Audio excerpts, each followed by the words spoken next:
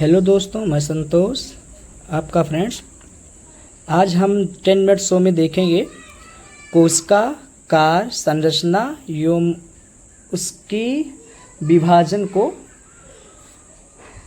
देखिएगा, पहला क्वेश्चन आपके सामने है। समस्त जीवों की आधारभूत संरचनात्मक व क्रियात्मक इकाई किसे कहते हैं? कोशिका को। सर्वप्रथम कोशिका की खोज किसने की थी? रॉबर्ट हुक ने। जीवित कोशिका को सर्वप्रथम किसने देखा था? एंटोनी वॉन लीवेनहॉक ने। अगर मृत कोशिका की बात की जाएगी तो रॉबर्ट हुक, अगर जीवित कोशिका की बात की जाएगी तो एंटोनी वॉन लीवेनहॉक ने। ये सीजीएल में क्वेश्चन आ चुका है। कोशिका सिद्धांत किसने दिया था? स्लाइडन व स्वान ने। नई कोशिका की उत्पत्ति पूर्ववर्ती कोशिकाओं से होती है या किसने बताया था? रुडोल्फ विर्चोव ने। कई इंग्लिश में लिखा होता है रुडोल्फ विर्चोव, CH को का पढ़ते हैं हिंदी में। कौन सा जीव कोशिका सिद्धांत का पालन नहीं करता? विषाणु। विषाणु कोशिका सिद्धांत का पालन नहीं करता। किस कोशिका का आकार निश्चित नहीं होता? श्वेत रुधिर कोशिका एवं अमीबा का आकार निश्चित नहीं होता। अमीबा भी जिस तरह मूव करता है उसका आकार बदलता जाता है, आप जानते होंगे। SSC CHL में आ चुका है Tier 1 में। पादपों के मध्य पटल में प्राथमिक और द्वितीय कोशिका भित्तियों में मौजूद पदार्थ का क्या नाम है, जो कि कोशिका विस्तार के समय विकास के प्रारंभिक चरणों में संचित होता है? इसका नाम क्या है भाई? पैक्टिन इसका नाम है। ठीक है, तो एक बार रिकॉल करते हैं। आधारभूत संरचना क्रियात्मक इकाई क्या है? कोशिका को कहते हैं। कोशिका की खोज किसने की? रॉबर्ट हुक ने। जीवित कोशिका एंटोनी वॉन लीवेनहॉक ने। सिद्धांत किसने दिया? स्लाइडन व स्वान ने। नई कोशिका पुरानी कोशिकाओं से मिलकर बनी है, ये किसने कहा? रुडोल्फ विर्चोव ने। कौन सा जीव कोशिका सिद्धांत का पालन नहीं करता? वो क्या है? विषाणु। किस कोशिका का आकार निश्चित नहीं होता है? श्वेत रुधिर एवं अमीबा का। ठीक है, तो इस तरह आपने देखा। एक लास्ट क्वेश्चन है जो कि बना होता है प्राथमिक और द्वितीय कोशिका के मध्य में जो भरा होता है पदार्थ, वो क्या है? पैक्टिन है। ठीक है, देखते हैं आगे। कोशिका के आकार की बात करते हैं। तो कोशिका के आकार में जो सबसे बड़ी पादप कोशिका है उसका नाम क्या है? कोलेरपा टैक्सीफोलिया, जो कि 6 इंच से लेकर 12 इंच तक होती है। पुरुषों में सबसे छोटी कोशिका शुक्राणु, जो कि 0.05 मिलीमीटर की होती है। विश्व की सबसे छोटी कोशिका माइकोप्लाज्मा गैलीसेप्टिकम है, जिसको PPLO भी कहते हैं, जिसका फुल फॉर्म होगा प्लूरो निमोनिया लाइक ऑर्गेनिज्म, जो कि 0.1 माइक्रोमीटर से 0.3 माइक्रोमीटर तक हो सकती है। विश्व की सबसे बड़ी कोशिका शुतुरमुर्ग का अंडा है, जो कि 170 × 130 मिलीमीटर का है।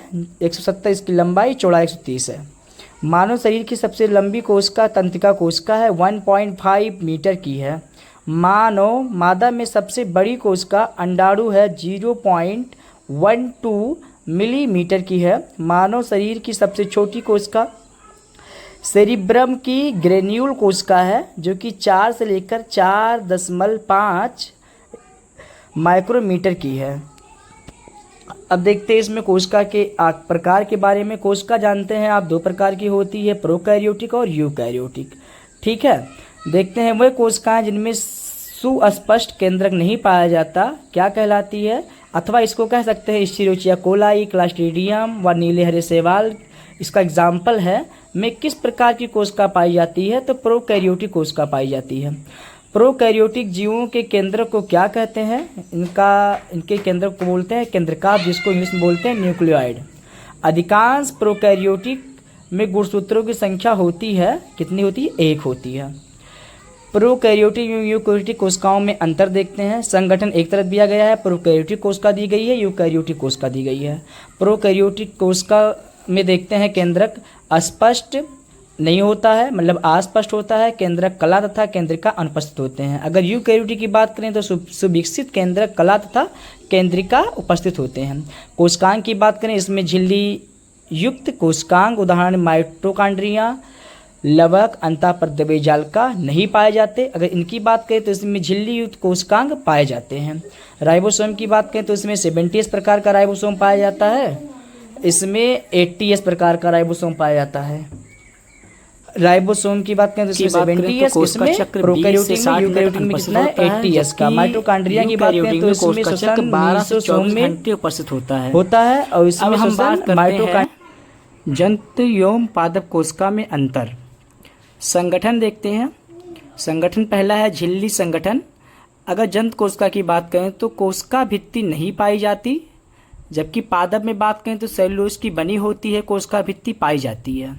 केंद्रक की बात करें जिसको बोलते हैं इंग्लिश में न्यूक्लियस, केंद्रक कोशिका के मध्य में होता है, जबकि पादप कोशिका में देखें तो केंद्रक परिधि की ओर होता है, यानी कि थोड़ा किनारे की तरफ होता है।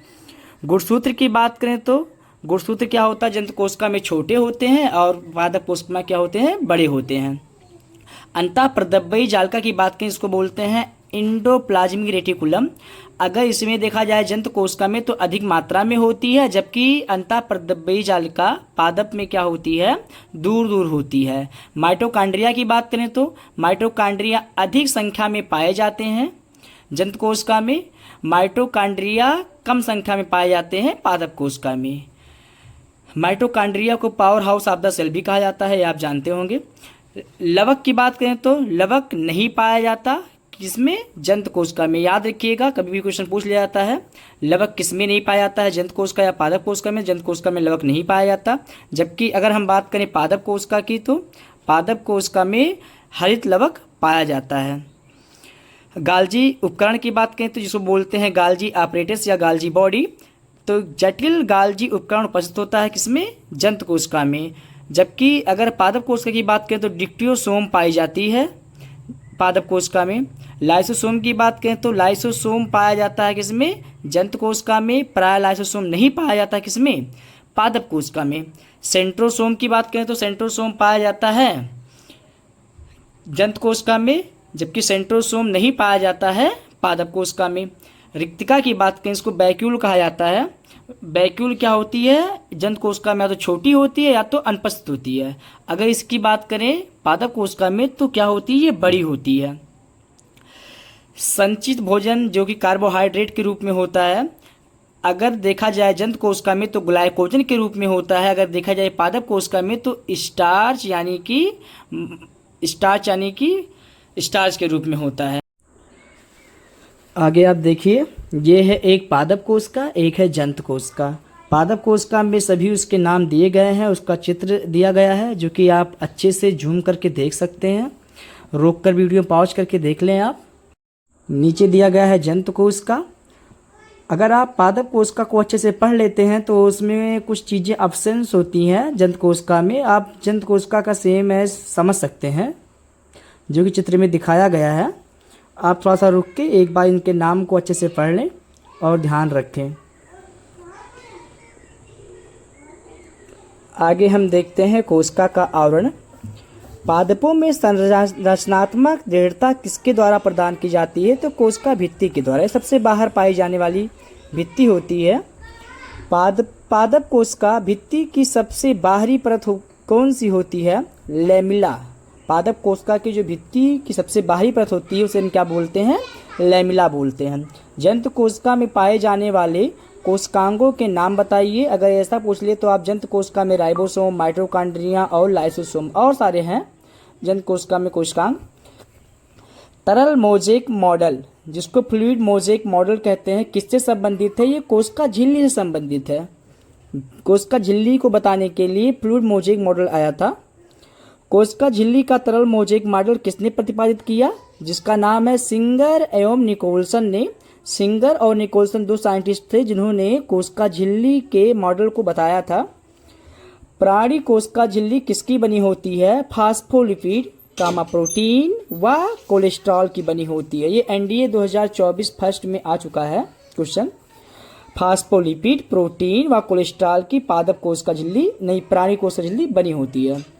किस कोशिका झिल्ली सिद्धांत ने सिद्ध किया कि लिपिड की अर्ध द्रव्य प्रकृति द्विपरत के भीतर प्रोटीन के पार्श्व संरचना को सक्षम बनाती है, ये तरल मोज़ेक मॉडल ने बताया था। कोशिका भित्ति विद्यमान है जीवाणु, डाइटम्स व मशरूम यानी कि जिसको बोलते हैं छत्रक, कवक में कोशिका भित्ति विद्यमान होती है। अब हम बात करते हैं जीव द्रव्य की। जीव द्रव्य शब्द का सर्वप्रथम प्रयोग किसने किया था, ये क्वेश्चन बहुत बार पूछा गया है। पुरकिंजे ने 1839 में किया था। जीवन का भौतिक आधार किसे माना जाता है? तो जीव द्रव्य को माना जाता है। यूकैरियोट्स में केंद्रक झिल्ली व प्लाज्मा झिल्ली के मध्य का भाग क्या कहलाता है? कोशिका द्रव्य कहलाता है। कोशिका द्रव्य साइटोप्लाज्म जिसको बोला जाता है, केंद्रक द्रव्य न्यूक्लियोप्लाज्म को मिलाकर बना भाग क्या कहलाता है? जिसको जीव द्रव्य कहा जाता है। यानी कि साइटोप्लाज्म प्लस न्यूक्लियोप्लाज्म को एक साथ में क्या बोलते हैं? जीव द्रव्य, यानी कि प्रोटोप्लाज्म बोलते हैं। अब हम अगले टॉपिक की बात करेंगे केंद्रक के बारे में। केंद्रक की खोज सर्वप्रथम किसने की थी? रॉबर्ट ब्राउन ने। कोशिका का मस्तिष्क या नियंत्रण कक्ष किसे कहा जाता है? केंद्रक को। केंद्रक कोशिका द्रव्य से किस झिल्ली द्वारा पृथक होता है? केंद्रक झिल्ली द्वारा। कोशिका के केंद्रक में कौन सा द्रव्य होता है? केंद्रक द्रव्य होता है। केंद्रक के अंदर उपस्थित एक छोटी गोलाकार संरचना क्या कहलाती है? केंद्रिका कहलाती है, जिसको न्यूक्लियोलस कहते हैं। राइबोसोम का संश्लेषण कहाँ होता है? केंद्रिका में होता है। जीवों के आनुवंशिक लक्षणों के लिए कौन उत्तरदायी है? डीएनए उत्तरदायी है, जिसका फुल फॉर्म होता है डीऑक्सी राइबोज न्यूक्लिक एसिड। गुणसूत्र कोशिका विभाजन के पहले तथा बाद में लंबे धागे नुमा जाल के रूप में दिखाई देते हैं, उन्हें क्या कहते हैं? क्रोमैटिन कहते हैं। जो धागे के नुमा दिखते हैं उन्हें क्रोमैटिन कहते हैं, गुणसूत्रों को। जीवाणु में एक स्पष्ट केंद्रक प्रदेश जिसमें केंद्रकीय झिल्ली नहीं होती है, केवल प्रोटीन रहित डीएनए होता है, क्या कहलाता है? केंद्रकाव कहलाता है। इसमें लिखा हुआ है केंद्रलाभ, जो गलत टाइपिंग हो गया है। CDS 2023 सेकंड में पूछा गया था ये क्वेश्चन।